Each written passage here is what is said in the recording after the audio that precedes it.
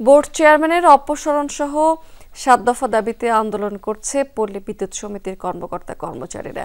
সপ্তাহখানেক ধরে জাতীয় শহীদ মিনারে অবস্থান করে আন্দোলন চালিয়ে যাচ্ছেন প্রায় ৮০টি সমিতির কয়েক শত কর্মকর্তা কর্মচারী। তাদের দাবিগুলোর অন্যতম হচ্ছে অনিয়মিত কর্মচারীদের নিয়মিতকরণ, হয়রানিমূলক মামলা প্রত্যাহার, শাস্তিমূলক বদলি আদেশ বাতিল এবং সাময়িক বরখাস্তকৃতদের পদায়ন। দাবি পূরণ না হওয়া পর্যন্ত আন্দোলন চালিয়ে যাবার ঘোষণা দিয়েছেন এই সময় আন্দোলনকারীরা।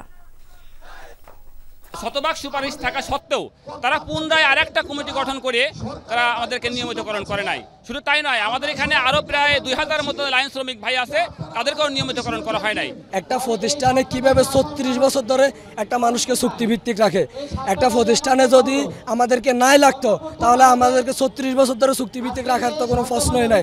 আমরা মাননীয় প্রধান উপদেষ্টা বরাবর আমরা তাদের কাছে আবেদন করেছি, কিন্তু তারাও এখন পর্যন্ত কেউ আসে নাই।